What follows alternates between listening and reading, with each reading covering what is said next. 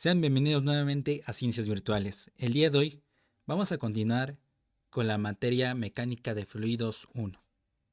Y bueno, siempre para describir lo que estamos viendo en cada uno de los videos es colocar lo que sería el subtema del tema principal, que en este caso el subtema para este video es 2.4, fuerzas sobre superficies sumergidas, el cual lo vamos a ver en dos grandes partes, que serían superficies planas y superficies curvas, que sería en el siguiente video para explicar la parte de teoría. Bueno, para rescatar lo que hemos visto, en este caso el tema principal es estática de fluidos. El objetivo, pues el alumno realizará el cálculo de las presiones manométricas y de las fuerzas que actúan sobre superficies sumergidas en un fluido en reposo.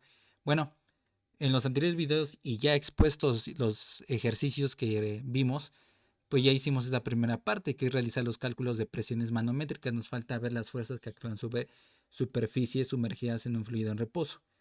Entonces pueden consultar la lista de reproducción de mecánica de fluidos propiamente en el canal. Y el día de hoy nos compete ver este tema 2.4, fuerzas sobre superficies sumergidas, pero en superficies planas. Para el último video vamos a ver, bueno, después del que viene, que es en superficies curvas, y luego flotación y estabilidad de la flotación. Tomar en cuenta que ya existen antecedentes sobre termodinámica y estática para dicha materia. Entonces, vamos a comenzar, siempre nos indagamos con preguntas, o bien puede ser incluso algo que ya tenemos que conocer como previo. Para esta ocasión es este caso, un previo a lo que ya conocemos, antecedentes de estática, recordando fuerzas, momentos y cuerpos en equilibrio. Bueno, vamos a definir en primera instancia qué son las fuerzas internas y externas. Bueno, una fuerza interna es cuando una parte cualquiera de un cuerpo que estamos analizando está sometida a una fuerza por otra parte del mismo cuerpo. Fuerza externa esta es ejercida por un cuerpo diferente sobre otro cuerpo. Supongamos pues este camión, que obviamente todas sus fuerzas externas que están involucrándose, pues es propiamente su peso, promedio, lo que serían sus reacciones en las llantas. Aquí faltarían otras reacciones, pero los conjuntan en uno solo, en cada una de las llantas, sus reacciones, ya que están en contacto con una superficie que es el asfalto, por ejemplo, y la fuerza que lleva. Además, si tomamos en cuenta, también hay fuerza de arrastre por el viento, ¿okay? Que sería lo opuesto, ¿no? Iría a esta dirección. Bueno, a la dirección opuesta de F, en este caso. Eso es un análisis más completo y más, digamos, para cada quien sería tedioso, ¿no? Estar calculando todas esas fuerzas. Los componentes que tiene el camión, como los ejes que transmiten la potencia al camión, son internas, ¿no? Son todas las que estén haciendo que el cuerpo no se desarme. Vamos de acuerdo con esa parte de las fuerzas internas. Ahora también hay fuerzas gravitatoria y de contacto. La fuerza gravitatoria es la que cualquier planeta en el que existimos, por ejemplo en el planeta Tierra, es aquella cuando se levanta, bueno, poner un ejemplo, cuando se levanta algún objeto en el planeta Tierra, existe una fuerza existente que lo direcciona hacia el centro del mismo por medio de la aceleración gravitatoria. ¿Ok? Y esta pues siempre se va a exponer sobre lo que es su, en este caso, centro de gravedad. ¿Ok? A partir de todo esto de que también vamos a recordar los centroides. Pero no vamos a meternos en detalle cómo encontrar, por ejemplo, el centro de gravedad muy específicamente. Solamente algunas cosas tomar en cuenta. Fuerza de contacto son el resultado de la interacción entre dos cuerpos o superficies que dan pie a la tercera ley de Newton. Si recordemos, por ejemplo, esta mano que se está ejerciendo sobre una pared, luego ponemos que se está ejerciendo una fuerza, de hecho una fuerza que es perpendicular a la pared, y que a la vez la pared, por el material que está hecho, da una respuesta, es decir, su reacción. Por eso es que se dice que da pie a la tercera ley de Newton, ¿ok? Esa fuerza de contacto. Ahora bien, también vamos a estar usando la trigonometría como herramienta auxiliar. Recordemos las partes principales de un triángulo: cateto opuesto, cateto adyacente e hipotenusa, tomando en cuenta este ángulo. Si hubiéramos puesto acá el ángulo teta, pues este sería el cateto opuesto, cateto adyacente, y este se mantendría, es decir, la hipotenusa.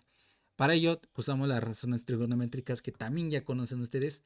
Seno de teta igual a cateto opuesto sobre hipotenusa, coseno de teta igual a cateto adyacente entre hipotenusa, y esto es auxiliar, más auxiliar de lo que debemos de comprender, si es que lo llegamos a utilizar. Tangente de teta es igual a cateto opuesto entre cateto adyacente, ¿ok? También vamos a ver lo que es, esto es parte de la trigonometría básica y más que todo es geometría, ángulos congruentes entre dos rectas paralelas y una diagonal. Es decir, aquí vamos a ver que tanto el ángulo que se forma, es decir, A, es el mismo ángulo 2, por ejemplo, en este caso, ¿ok? Y obviamente aquí estos que se oponen también son iguales, ¿ok? Esto porque tiene una línea que atraviesa estas dos paralelas, es decir, la línea, bueno, la primera línea que es de A a B y la otra línea de C a D, ¿ok? Con una línea en diagonal que es de O a P. Entonces se dice que son ángulos congruentes. También lo vamos a estar utilizando porque dentro de los problemas se van a usar esto. Aunque eso ya lo vimos en algunos problemas que se subió sobre manometría, el cual vemos algunos dos ejemplos de lo que es conseguir pues la presión hidrostática, pero en cierto ángulo.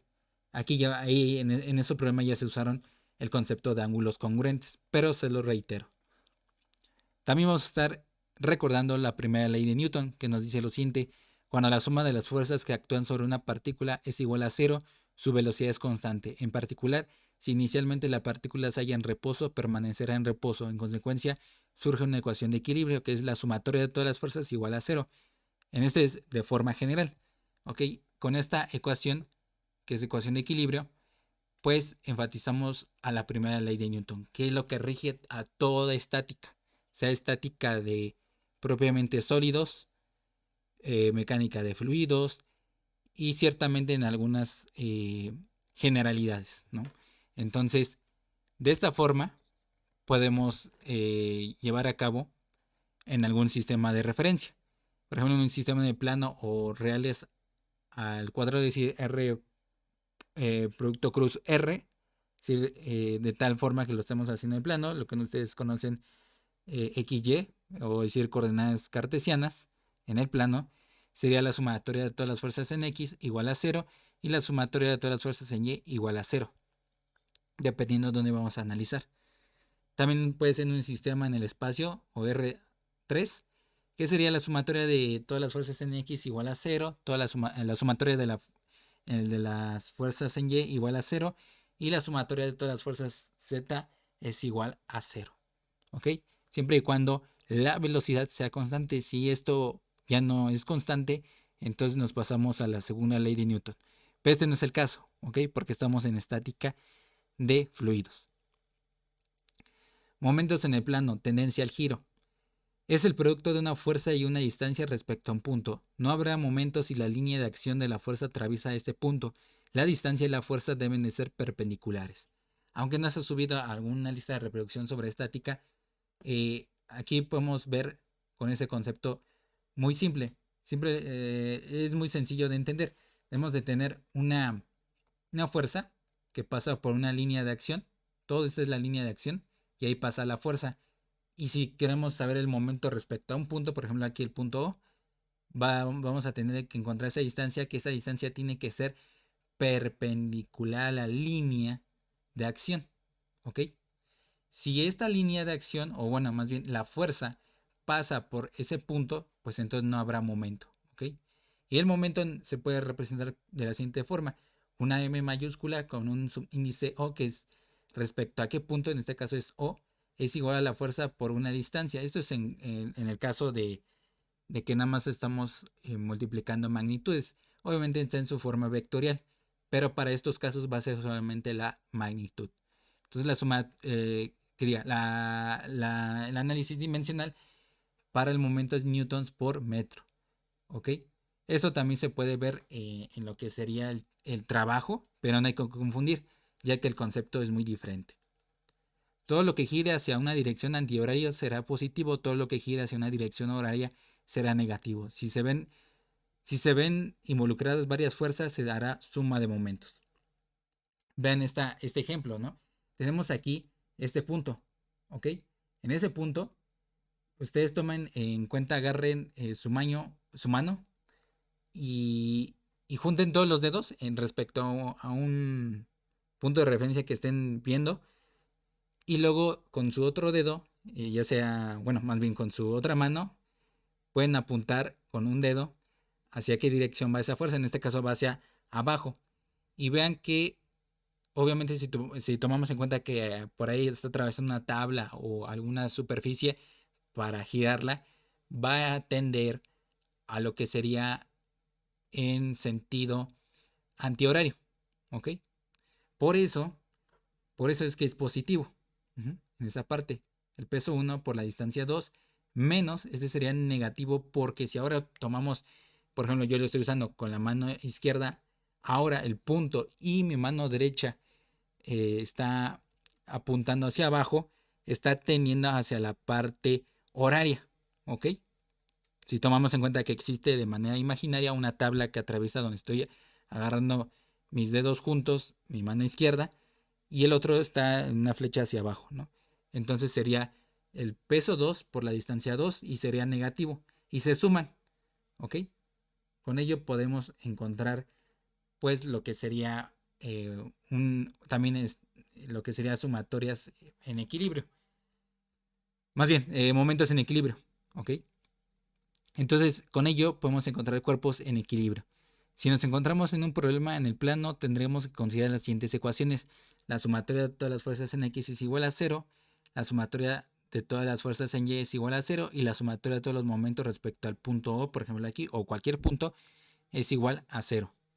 Entonces, pues vean que aquí tenemos un ejemplo de que se están balanceando dos personas, y también tomar en cuenta que en ciertos problemas hay soportes y sus respectivas reacciones. En este caso sería aquí cuerda o cable, resorte, contacto con una superficie lisa, contacto con una superficie rugosa, soporte de pasador. Por ejemplo, en los problemas de aquí de estática de fluidos para las superficies sumergidas, por ejemplo, van a estar con esta forma, soporte de pasador. También van a estar con contacto con una superficie lisa, que son las más que se pueden encontrar. Estas pues no se encuentran en la mayoría de problemas que se compiten en estática de fluidos.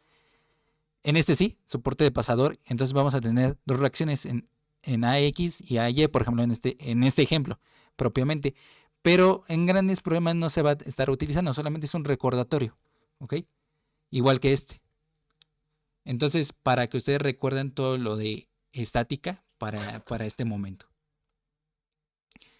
Bueno, lo que sigue es antecedentes de estática, una segunda parte de recordatorios, centroides y momentos de inercia.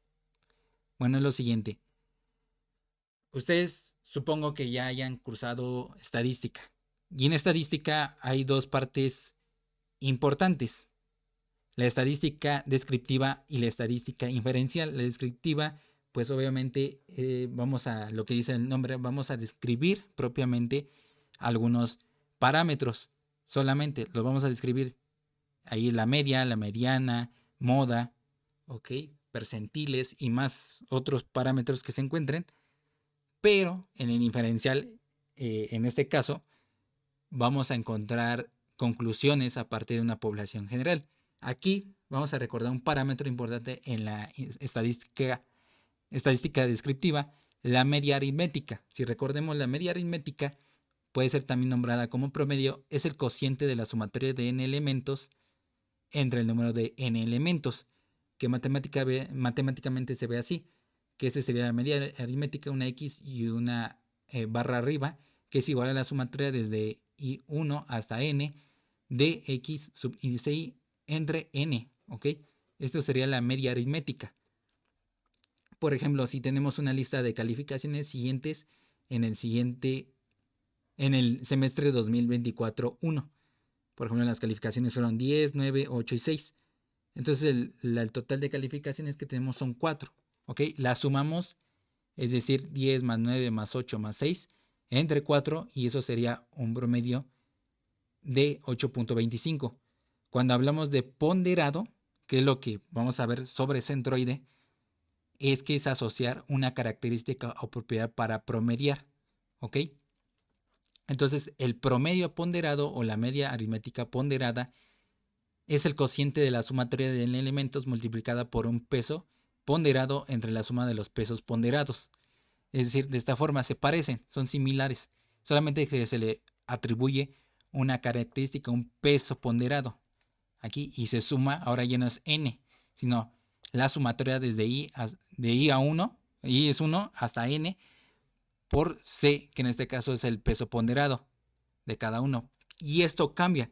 Por ejemplo, con este ejemplo que hicimos de las calificaciones, decimos lo siguiente: cada calificación tiene un porcentaje del 10% hasta el 40%, esto en decimal respectivamente. Es decir, 10 tiene un porcentaje de 0.1, 9 tiene un porcentaje de 0.2, etcétera. Como se ve en pantalla, como de esta forma. ¿Ok? Y tendríamos que sumar las ponderaciones. ¿Ok? ¿Y esto qué va a pasar? Esto va a disminuir el promedio, es decir, la calificación. Por eso es conveniente promediar todos los parámetros en una calificación, más no ponerle ponderación, porque eso disminuye más la calificación. ¿Ok? Sucede lo mismo para los centroides. En este caso, nuevamente con esta ecuación, decimos lo siguiente: tomar en cuenta que esta ecuación se puede utilizar para ponderar posiciones y se le llama posición de peso ponderado o centroide. Una propiedad que se puede asociar es el área que tiene esa posición. Entonces, en este caso, XY es la posición y A es el área. ¿Ok? En este caso, para Y y para X de forma promedio.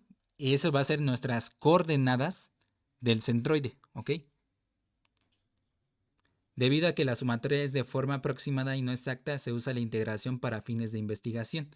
Entonces, tenemos de esta forma, que es la integral desde A, del área inicial, por XY por un diferencial de A, entre la integral desde A hasta un diferencial de A.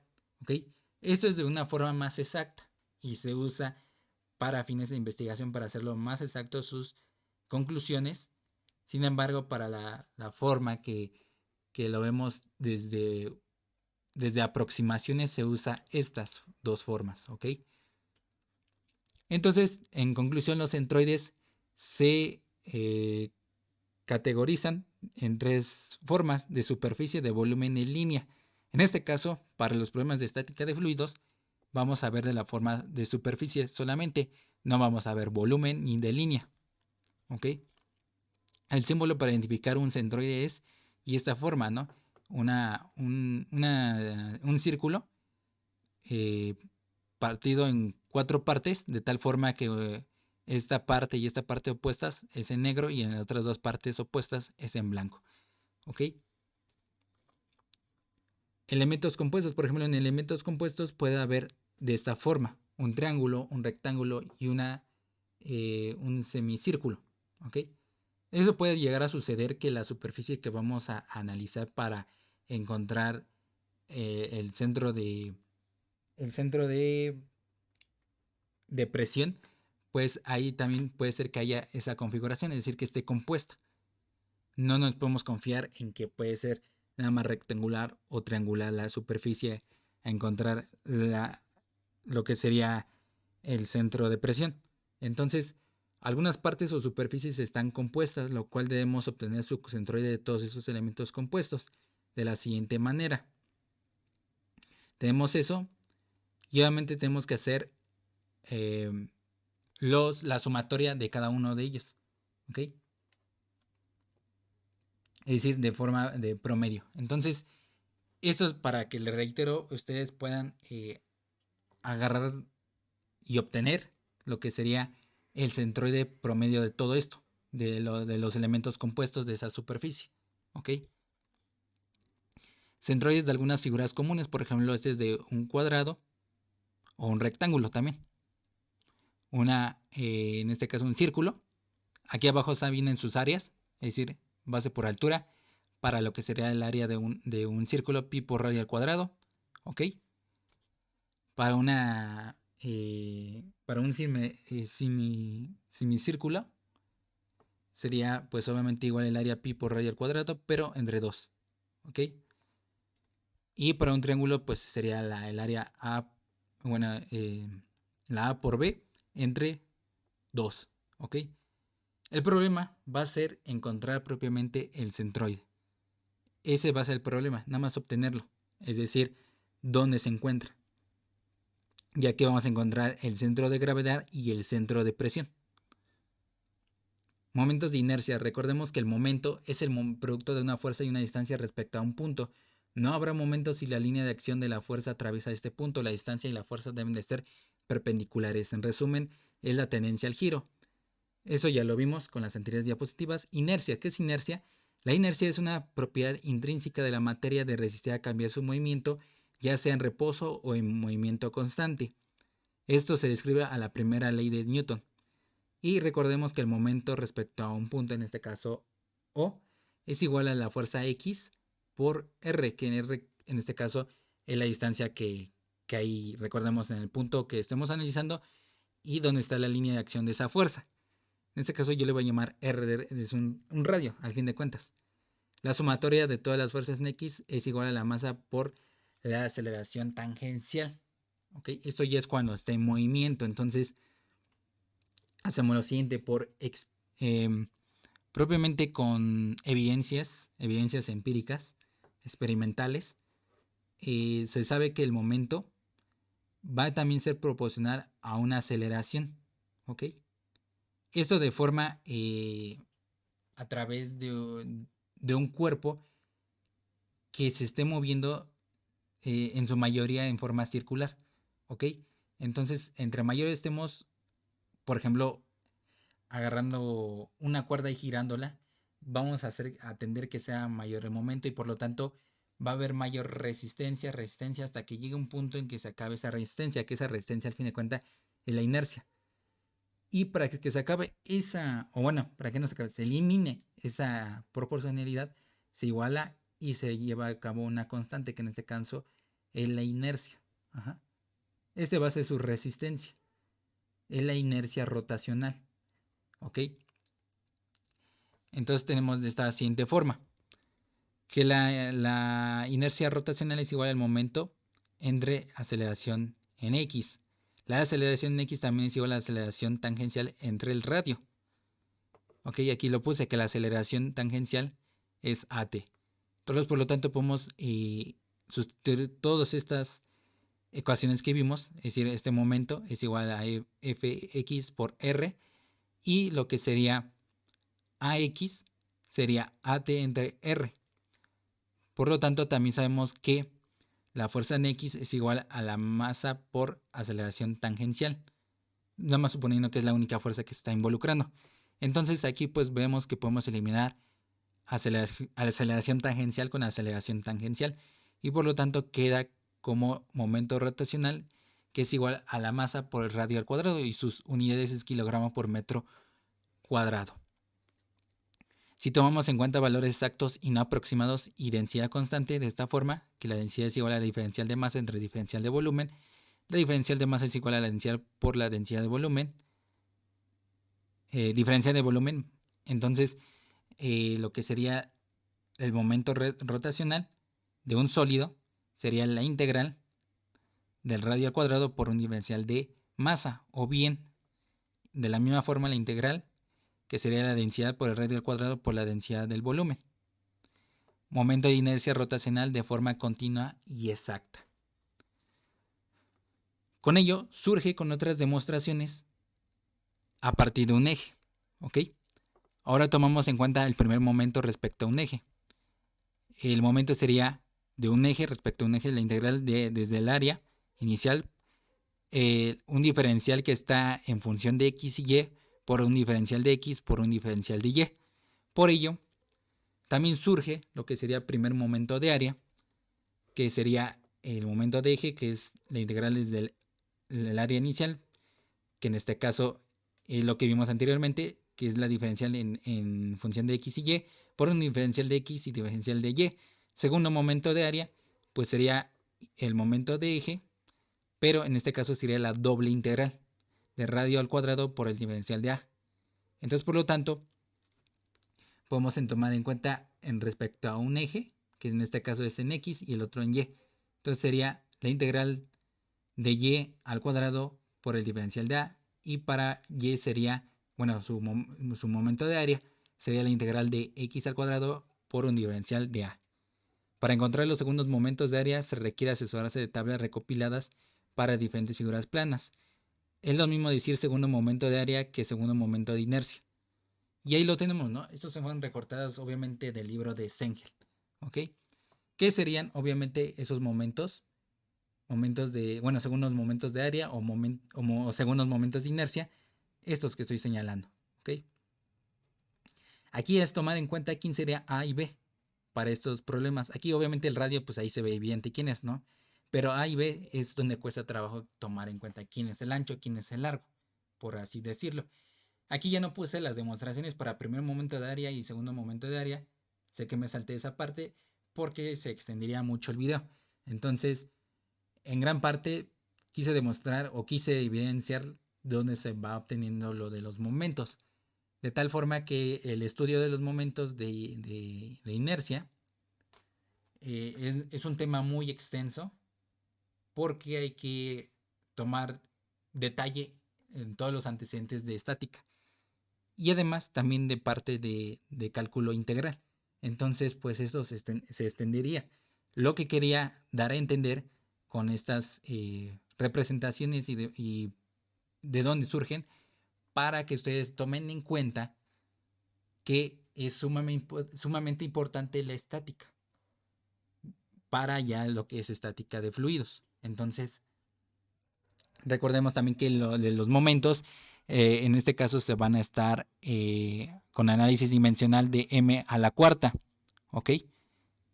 Su análisis dimensional. Por último, vamos a concretar puntos a tomar en cuenta: centro de gravedad y centro de presión. ¿Cómo encontrar ambos puntos? Tenemos un primer caso. Tenemos este caso, ¿no? En donde está de forma vertical. Aquí tenemos una presión promedio, el centro de presión. Siempre el centro de gravedad está por arriba del centro de presión, como lo estamos viendo en la pantalla. ¿Ok? Tenemos una altura, una tercera parte de esa altura, por lo siguiente. Vean que tenemos un sistema de referencia de esta forma, donde obviamente la parte vertical vamos a tomar en cuenta puras alturas, que es h. Entonces, en la presión promedio es igual a la fuerza resultante entre área. Entonces la fuerza resultante es igual a la presión promedio por el área. La presión promedio es igual a la densidad por la aceleración gravitatoria, o bien el peso específico por la altura del centro de gravedad. Entonces podemos escribir de esa forma. Sabemos que el centro de gravedad es h entre 2. Por eso es a la mitad, y por eso ponen aquí h entre 2. ¿Ok? Ahora, ¿cómo encuentro el centro de presión? Encontramos ya el centro de gravedad, el centro de presión. Pues no es más que el centro de presión es igual al centro de gravedad más el momento, el segundo momento de inercia, ¿ok? Entre lo que sería el centro de gravedad por el área, ¿ok? En este caso de un tercio, pues ustedes pueden regresar al video un poco atrás y vieron cómo se encuentra lo que sería la parte sí, propiamente de un centroide, sus coordenadas y todo, de esta forma en una forma rectangular. Entonces, por ello es que se dice un tercio. Caso 2. En este caso ahora está inclinado la parte donde vamos a encontrar la fuerza resultante. ¿Ok? Por eso es que vimos también lo de los ángulos congruentes. ¿Ok? Tenemos esta parte donde se va a ejercer aquí esa presión. Entonces recordemos que ahí en esta parte va a ser la altura del centro de gravedad y abajo el centro de presión. Por lo tanto, hacemos lo siguiente, y recordando trigonometría. Por eso también recordamos trigonometría. Aquí, por ejemplo, es el centro de gravedad y obviamente en este caso la hipotenusa es el largo del centro de gravedad. Aquí vemos que podemos usar las razones trigonométricas, que en este caso es seno de teta. Entonces, recordemos que la fuerza resultante es igual a la densidad por la aceleración gravitatoria por h CG, centro de gravedad por el área. Seno de teta es igual al centro de gravedad entre el largo del centro de gravedad. Por lo tanto, lo que sería esa altura del centro de gravedad es la longitud del centro de gravedad por el seno de teta. Entonces, por ello, ahí podemos estudiar esta parte para encontrarlo. ¿Ok? Ahora, el centro de gravedad el centro de presión es igual al centro de gravedad, es decir, la altura del centro de gravedad más el segundo momento de inercia, ¿ok? Entre lo que sería la altura del centro de gravedad por altura. Sin embargo, sería más conveniente de esta forma al momento de sustituir esta de aquí, la parte de aquí. Entonces, podemos encontrar de esta forma, tomando en cuenta o valorando ahora el ángulo donde está inclinado, que sería seno al cuadrado de teta. Entonces, con ello podemos analizar este primer caso y este segundo caso, el cual vamos a subir los videos correspondientes, y aquí ya están todas las ecuaciones que tienen que estar utilizando, ¿ok? Para estos dos casos exclusivamente, ya que también vamos a subir lo que serían con superficies curvas. Luego, por último, vamos a ver lo que es flotabilidad y estabilidad, en el cual pues primordialmente ese tema lo rige el principio de Arquímedes, además de que también en estabilidad vamos a tomar en cuenta otro centro, se llama centro de flotación. Ahí también lo vamos a estar usando, de tal forma que ahí lo que debemos encontrar pues son igual fuerzas para poder estabilizar un objeto, o sí, bueno, en su mayoría con aplicaciones. Entonces, ese es el último tema que vamos a ver, y con ello concluimos estática de fluidos para ya comenzar a subir los siguientes videos en el cual vemos ahora dinámica de fluidos. Y luego pues el análisis dimensional con algunas cosas importantes que destacar. Luego tuberías, el análisis de tuberías, flujo de tuberías. Y por último un tema que es muy extenso, que sería fluido comprensible. ¿Okay? Allá veríamos lo que sería el número de Mach, el cual es muy importante para comprender los fluidos comprensibles. Y bueno, hasta aquí se ha terminado el video. Solamente necesitamos que le den like, suscriban, compartan, comenten, y sobre todo que le den clic a la campanita de notificaciones para que cada vez que nosotros subamos algún video se les pueda notificar en el momento. Si no, nos veríamos en el siguiente video. Que tengan un excelente día y semana. Hasta pronto.